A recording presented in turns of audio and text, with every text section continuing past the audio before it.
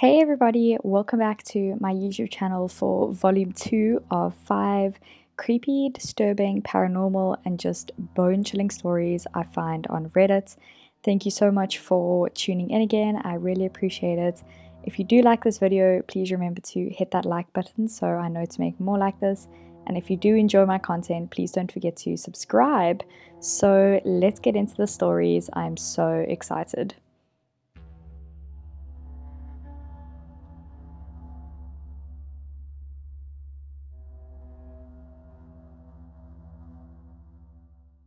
I looked like his next victim. I, a 28-year-old female, was in my first year as a physical therapist at a large hospital chain. Though I was inside of the hospital, I worked in a small outpatient clinic where patients came to me for appointments and left. As the newest therapist, I was given the late shift from 9 to 7:30 that catered to those who needed therapy and also had to work during the day. We were usually pretty slow in the evening since most of our patients were retired seniors, so I was alone after 5. Like any normal day, I had a new evaluation come in for shoulder pain. Pretty run-of-the-mill stuff. He was a middle-aged man, good-looking, well-educated, and very polite. I did the evaluation and decided to see him twice a week for 6 weeks. I tried to assign him to my assistant, but he refused to be treated by him, stating he would only work with me. That was fine. He wanted later treatment times anyways, and my assistant went home before I did. Our first few weeks of treatments go by. He was so kind and charismatic. I started to look forward to treating him as we shared a lot of the same interests. He even started waiting for me to lock up and walking out to my car in the parking garage with me. I hated the parking garage, especially when it was dark, so I welcomed him walking me to my car. At some point in our treatments though, I noticed a shift in him. Our light small talk started to turn more flirty. From him anyways. I was happily married and not flirting back, but as any woman knows, some men can confuse our niceness with flirtation. He started making advances and asking me out to drinks after therapy. I politely declined and tried to circle back to talking about his therapy. He seemed agitated and started to become less and less compliant with the exercises. He stopped talking as much as well. I could tell the mood had shifted. This day I decided it would be best not to walk with him to my car. I didn't tell him this at first, so we went out of the clinic and waited by the elevator for me to lock up. I wasn't sure what to do and couldn't call my partner as they were out of town on business. So I opened the door from the clinic to the hall where he was and told him I had paperwork to catch up on and would see him at his next appointment. He looked at me with such anger in his eyes and started walking faster and faster back to the door I was at. Luckily, I was able to close the door and flip the lock before he made it to the door. He pushed the handle, trying to get back in, and realizing it was locked and stepped back. Of course, this door was essentially a giant window and you could see me on the other side freaking out, but trying my best to conceal it. He told me to let him inside and he could wait with me while I finished my notes. I said thank you, but I had a lot to do. He insisted, and I declined again. He pushed once again on the door, and when it didn't open, quickly turned around angrily and went back to the elevator. I was shaking and terrified he would come back, so I went to the private offices and locked that door as well. I grabbed a large dowel rod that wouldn't do much to him, but made me feel a little better to have. At this point, I knew I couldn't leave, as he knows where I park and what car I drive, and could be waiting for me. I called security for the hospital and luckily one of the guards was doing his rounds close by and said he would walk me to my car. We head out to my car and I see my patient parked a few spots down from me inside of his car. When he sees me and the guard walking towards my car, he backs up and pulls away. I thank the guard and get into my car. I drive a few loops before going home to make sure I wasn't being followed. Luckily I wasn't. The next day I go to my boss and tell her what happened. She accuses me of being paranoid and says I need to continue to treat him. I ask her about having another therapist stay late with me, and she says she will ask a few people, but not to get my hopes up as nobody likes working the late shift. I work my normal day, dreading the next day, knowing that is when I am scheduled to see him again. That evening, I call my brother and ask him to come to the clinic when this patient was supposed to be here and wait in the waiting room. Thankfully, he agrees. The next day, it is time for this patient to come in, and no one is there. This patient was always early to his appointments. I was very surprised. 15 minutes turns to 30, and he is still not there. I decided I waited long enough, and I locked up, and myself and my brother left. Weekend comes and goes, and by Monday I am back at work. I had no messages from this patient about the no-show, and had no plans to reach out to him despite that being protocol. Lunchtime rolls around, and I decide to go to the hospital cafeteria to eat. There are TVs scattered all around, and I sit in front of one playing the local news. I occasionally look up at it from my phone, and one of the times I do, I see a familiar face, my patient. He was in handcuffs being walked out of his house. The sound wasn't on, but I read his name, being arrested under suspicion of multiple murders. My jaw dropped to the floor. Now the TV had my full attention as 3 pictures of young white blonde women popped up on the screen as his apparent victims. Young blonde white women looking very similar to myself. It took me a while to fully grasp what I had just seen. I went to my manager and told her what I had saw. Apparently not believing me, she searched his name on Google, and sure enough, there were multiple articles and news clips talking about his arrest. She apologized to me for not listening when I expressed my concerns and told me I could leave early if I needed. I stayed the rest of my shift, but I told her I wouldn't work late anymore by myself. By next shift, I had one of the therapy aides assigned to stay with me until we closed. I ended up transferring to a different part of the hospital that had better hours after a few months, but I can't help but wonder what would have happened if I had gone to get drinks with him, or if I'd continued walking to my car with him. I mean, I was only going to see him for a couple more weeks, so what was his plan? Was I his next target? He is still awaiting trial last I checked, and hopefully he will be convicted, so he will be locked far away from anyone else.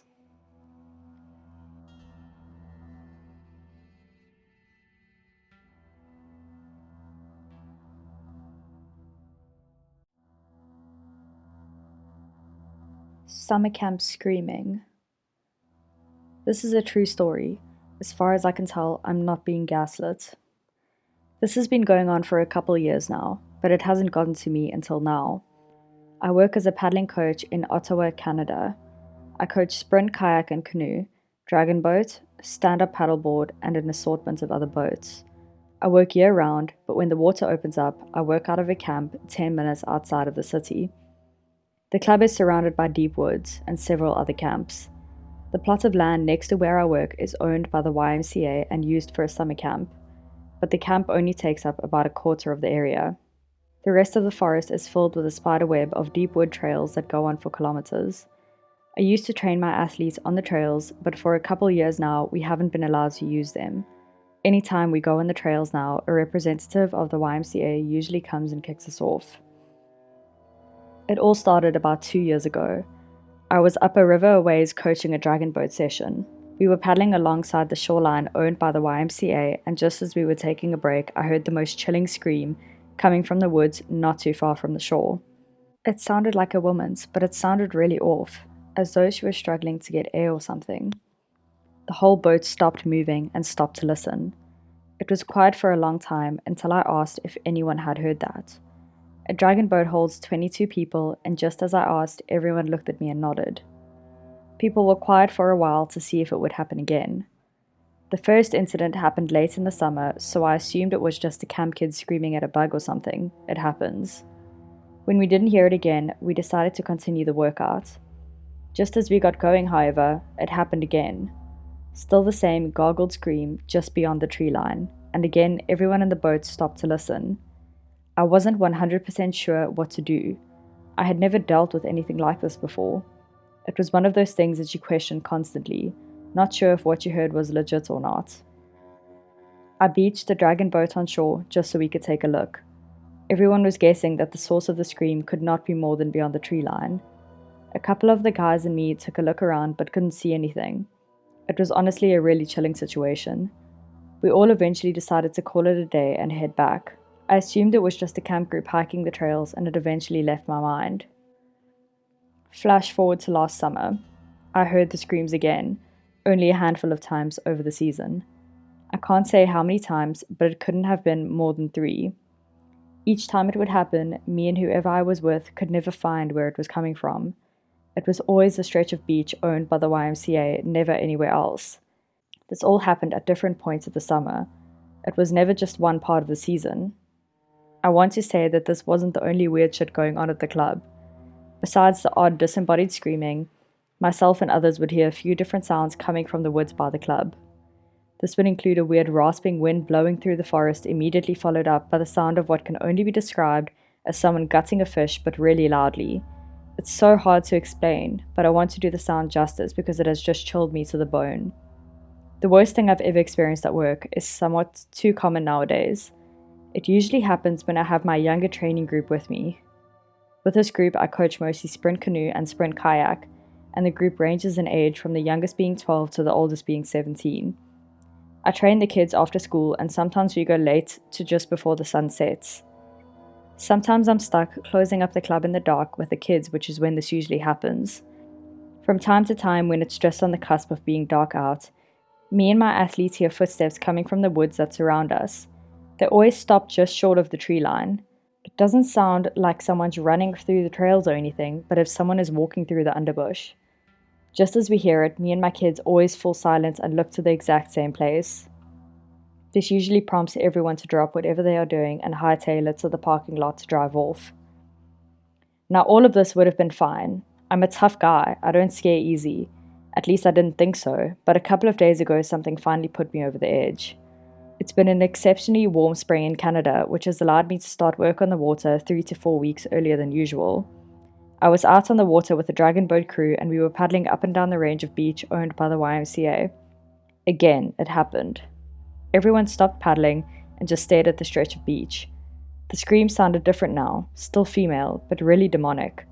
All of my hair stood on end. The whole boat laughed awkwardly, assuming it was just a member of the club or a member of the YMCA hiking the old trails, but I didn't laugh. It hit me almost immediately. It couldn't have been a member of our club because I was the last booking of the night, and it couldn't have been any members of the YMCA because it was too early in the season. The YMCA camp hasn't been open for the season yet. That was the other night, and I haven't decided what to do. The whole thing has put me on edge, and I haven't allowed myself to stay later than 8 these last couple of days. I'm not a usual on these kinds of subreddits, but I thought I needed to get my story out there. It isn't just me either. I've talked to the other coaches at the club, and all of them have heard the screams. We all just don't know what to do about it. I know some of the stories on the subreddit aren't really true, but I promise I'm not making this up. The screams usually happen a couple times a summer, and usually in twos, so I will try to get a video of it happening if I can.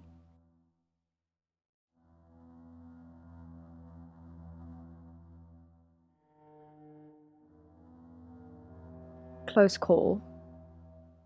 I was a pretty and relatively smart 15-year-old girl, a good kid who did well in school despite a tough childhood. I was working at an amusement park full-time during the summer. The area I lived in could be sketchy, but having grown up with little to no adult supervision, I was used to trying to look out for myself. My father was out of town, mother was long out of the picture, and my sister, 3 years older, and myself were staying at our home alone. I finished work at 11 p.m. when the park closed and walked home by myself as I usually did. It wasn't far, perhaps 10 minutes. I arrived home, my sister was still out somewhere, and I got ready for bed, putting my pajamas on and crawled into bed. I was starting to fall asleep but heard a small noise. I didn't know what it was, but it didn't seem like a usual house noise. My bedroom was on the second floor with stairs leading up. I didn't hear anything after that noise, didn't investigate, just chalked it up to nothing. I started to fall back asleep when I heard what sounded like hesitant footsteps on the stairs.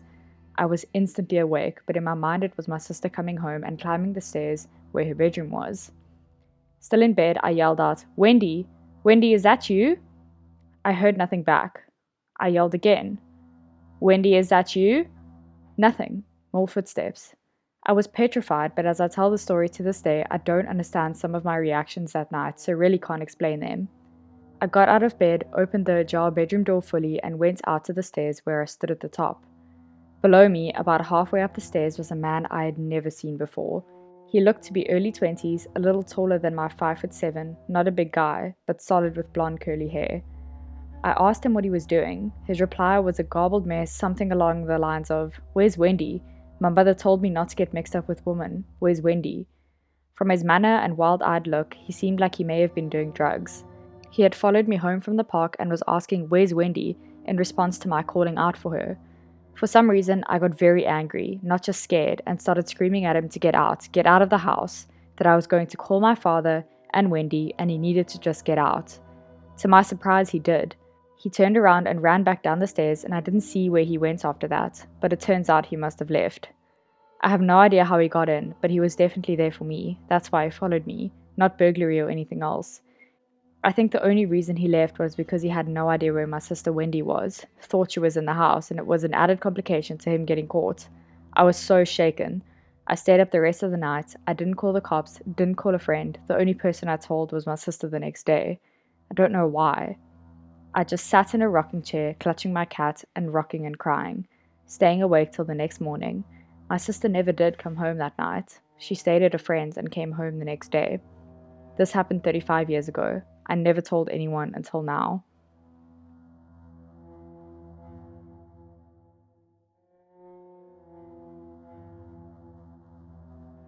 Strange night camping in Appalachian, Ohio. I wasn't sure where to post this, but I needed the validation that I'm not insane. I've never really had paranormal experiences, but I cannot explain this. I'm in college, and me and some other 7 people from my school went on a backpacking trip, and we had 2 experienced leaders. We drove to Zaleski State Forest, which is in the Appalachian region of Ohio. It was early April this year, and it was cold, and everything was still dead from winter.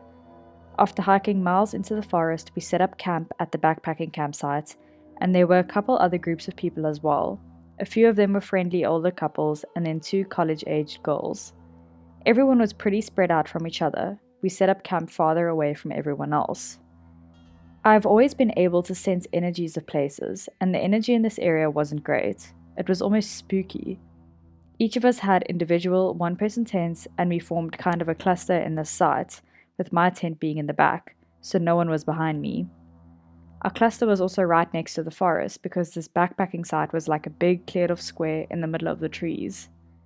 Fast forward, I'm dead asleep around 2 a.m. and I wake up to leaves crunching right behind my tent. I hear footsteps walking in circles around my tent. They had a sort of heaviness to them that couldn't be a deer or a dog. Also, it sounded like just 2 legs. I cannot make this up. This creature was circling my tent for long periods of time, slowly creeping up the sides of my tent and then just stopping for periods of time, and then would move on to walking around the rest of our tent cluster.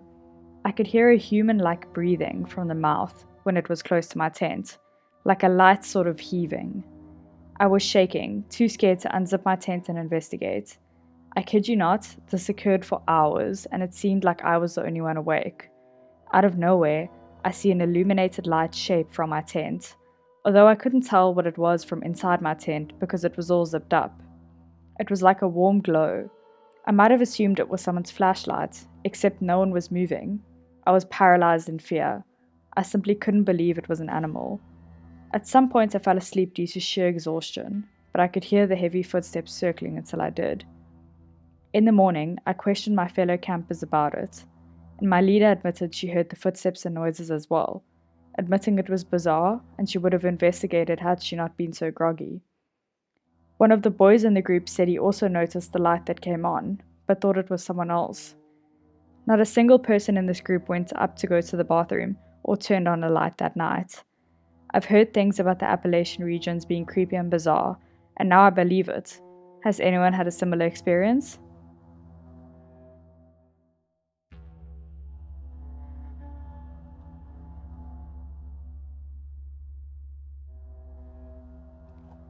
Abductions at the library.